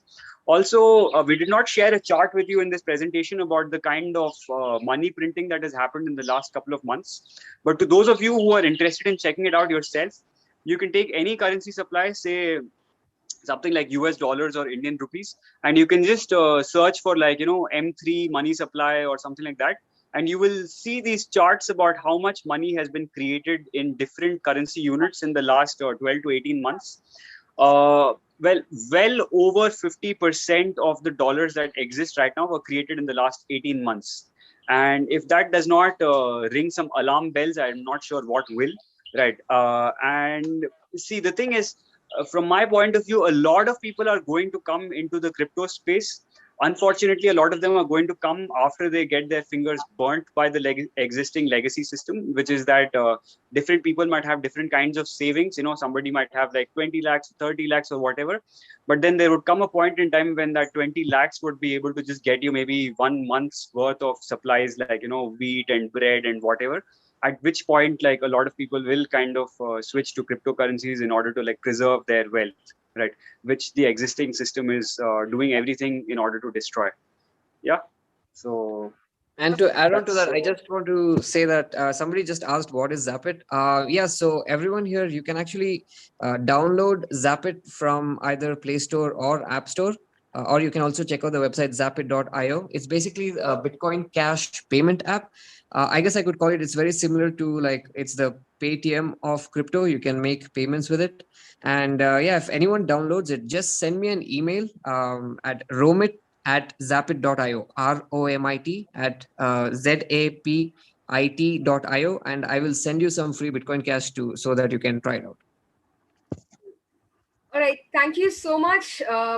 I thank the panel for parting so much of knowledge in cryptocurrencies. You've answered all the questions which the participants have had, and I'm pretty sure the people will start investing in crypto soon. And yeah, so the feedback link will be posted. Thank you so much for patiently waiting to the end of the program. The feedback link will be posted in the chat. Please make sure you fill. Please make sure you fill it with the correct details, as it will reflect on your certificates. Also, the feedback link will be open only for the next half an hour, so try and fill it by then. And also, we have a few people who would like to give feedback on the program. So we have Mr. George from Qatar. Hi, good morning, everyone. I hope you can hear and see me. Yes. Yes, so good morning. My name is George. I am a sustainability engineer working and residing in the state of Qatar. I've been here for the past 15 years, and I would like to start off by thanking the speakers, Mr. Vikram, Mr. Romit, and Mr. Vishnu, for taking the time and effort to give us this invaluable insight into cryptocurrencies, while also giving us a historical review of how we've gotten here in the first place, which was really eye-opening. And it gives me confidence transitioning into something like this in the near future. The introduction to Bitcoin and its reasons for its evolution is something I have been keenly interested in, but never really had the time to look into it or build a starting foundation. And this session was that foundation which I needed to build my, further research and education and move forward. So being a short session, I would like to look forward to the other resources that you mentioned in the beginning to, start this journey and see what more that you have that I can benefit from. So I would really like to thank you for your time and effort and your knowledge as well. And I would like to thank the organizers of WCC for providing this fruitful insight into something that we all should definitely educate ourselves on and get into sooner rather than later. So thank you. Thank you so much, George. So next up, we have a student from who's studying in Christ University, Bangalore, who will be giving us another short feedback. Over to you, Sharon. Good morning, everyone. I'm Shamil Elizabeth, and like Suchita said, I am pursuing my MCom from Christ University, and I'd like to give my feedback on this session. This session was on cryptocurrency was highly informative and engaging. I mean, we have all heard about cryptocurrency. We read articles about it. We hear the term in news, but do we really know what cryptocurrency is? I mean, the same applies to money also. We use it, but do we really know what um, money does and what the value of money is? So it was a highly informative and eye-opening session. I'd like to thank all the three speakers, Mr. Romit, Mr. Vikram, and Mr. Vishnu, for this beautiful session. And it also helped me look at cryptocurrency as not just another currency, but how important a peer-to-peer currency is today because of the defects of the centralized system of what we are having today. So I'd also like to thank the Department of Commerce, WCC, for organizing and conducting such a webinar so well.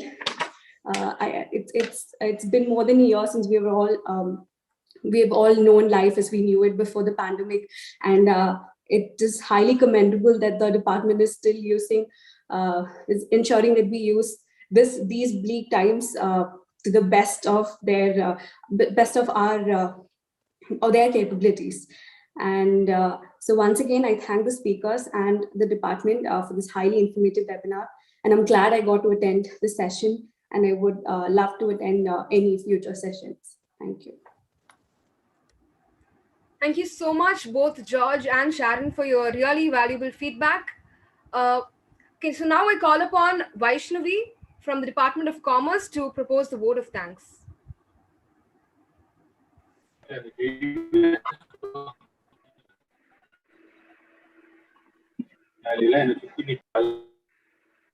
I audible? Yes, Vaishnavi. Go ahead. At times, our own light goes out and is rekindled by a spark from another person. Let today's spark burn in our minds for the enlightened future in us. Good dawn, everyone. I, Vaishnavi from the Department of Commerce, from Women's Christian College, am honored to propose the vote of thanks on this auspicious day. First and foremost, I thank God Almighty for His abiding presence throughout the program. I'd like to express my gratitude and sincere thanks to the resource panel as well. Vikram Nikam, founder of Unocoin and InstaCrypto, Romit Goswami, founder of Dept, Vishnu Vardhan, founder of Gaia and ex-investment banker, Aradrika from Team Gaia as well, for taking time of their busy schedule and enlightening us on this young, booming platform. Thank you, sir. I would like to extend my heartfelt thanks to our beloved principal, Dr. Lillian Jasper, for her constant support. I'd like to thank Dr. N. Elizabeth, Dean of Shift 2 and Head of Accounting Finance Department. And I sincerely thank Dr. Kanchana Naidu, Associate Professor of Department of Commerce and other department faculty members, without whom none of this would have been possible. I'd also like to acknowledge appreciation to my friend Sujita and to her other event coordinators for their enormous efforts in planning out this event with utmost dedication. Last but not the least, a big thank you to everyone, to all the attendees for actively participating in today's event. Thank you. Thank you, Vaishnavi. So thank you to all the participants for patiently waiting and listening to the session till the end. Also, we'll be concluding with the alma mater.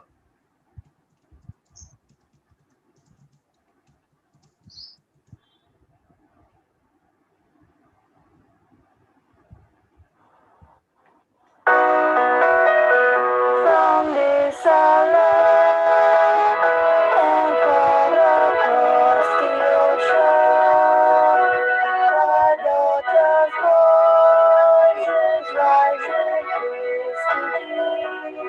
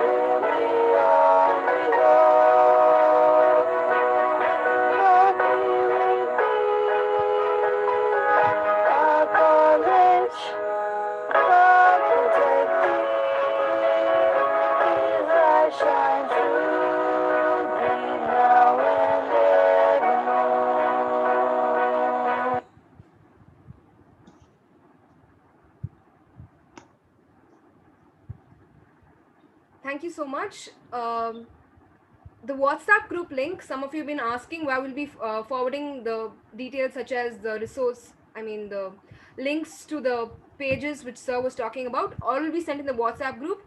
And also your certificates will be sent within 7 to 10 working days. So please stay in the WhatsApp group where all the information will be provided. Thank you so much. Thank you. So the participants can leave. I request the panel and the volunteers and the teachers and faculty from the Department of Commerce to stay back for a small photo. Okay. Participants, you can leave once you finish filling the feedback form. Please finish filling the feedback form, furnish your correct details as all of those will reflect on your e-certificate. The link will be closing shortly.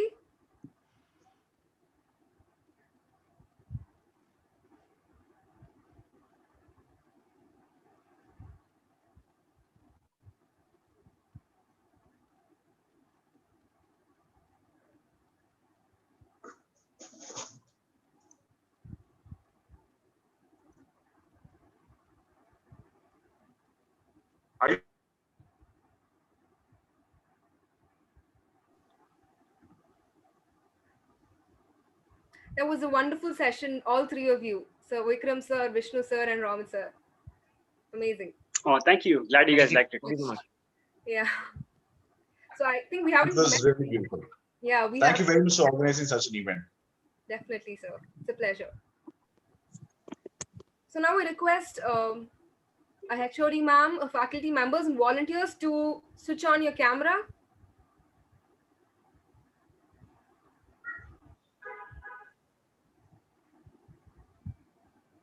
Sujita, we'll just wait for another 2 minutes because there are still about 90 participants. Once they leave, then only the gallery view will show only our faces because there are a lot of unknown names here still. Yeah.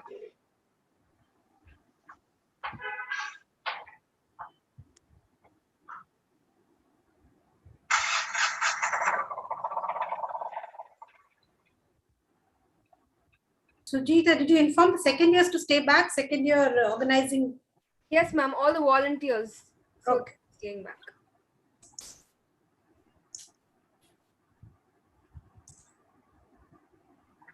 I think, Sujita, we can leave the this meeting, I guess, now. Yeah?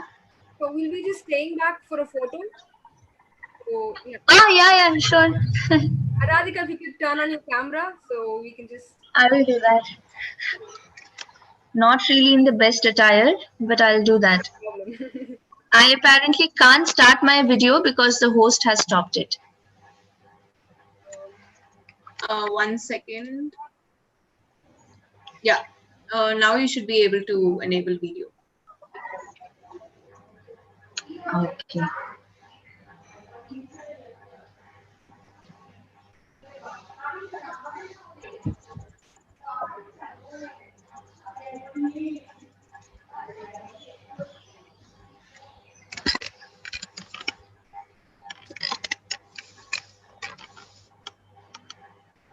So once you finish filling the feedback form, I request all the participants to leave the meet. Thank you. Have a nice day.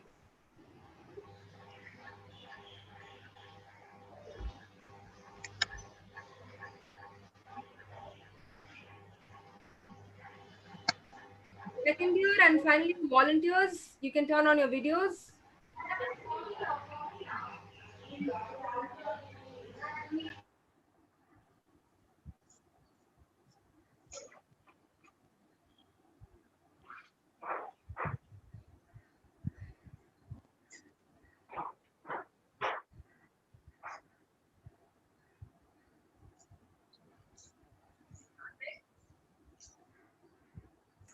Renita, Evelyn, Jasmine, if you guys are there.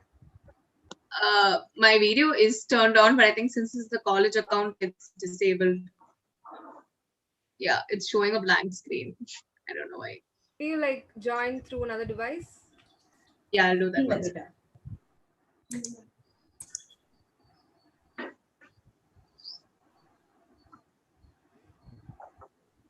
Jaya ma'am is joined.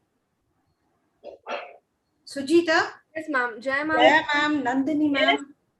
Yes, ma'am. We're all here. Ma'am, you can turn on the gallery view so that you can view all the participants. Oh, okay.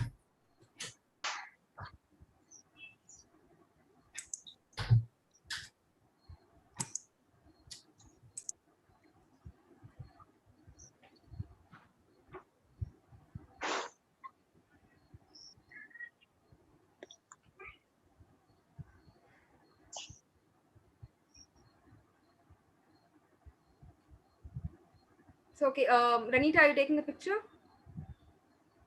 Okay, one second. Let me keep my phone somewhere. Many students are not switched on the cams. Some are still leaving her. Only we are actually manually removing most of them.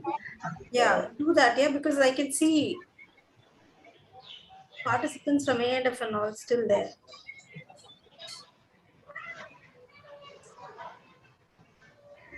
Ranita, have you turned off the YouTube live? Yeah. Okay, shall I click the picture? There are still a few unknown names here. Just hide non-video participants and then we'll just click the picture.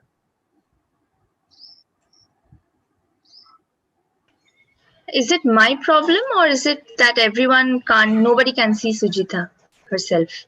Can you see me? I'm right here. Okay, then it's probably just my problem or I can't recognize the face. These participants have not left her, Anita.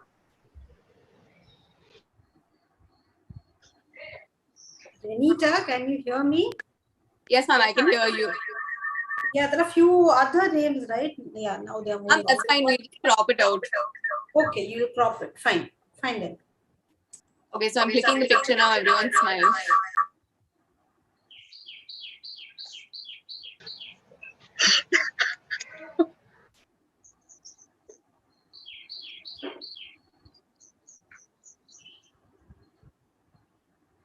Okay, I've clicked it.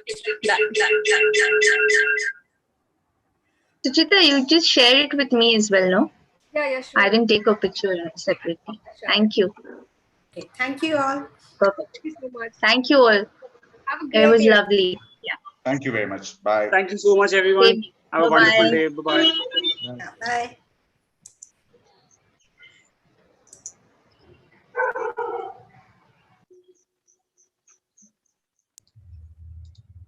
Ma'am, that's it. We can close the meet. Yeah, you can close the meeting. Okay, ma'am.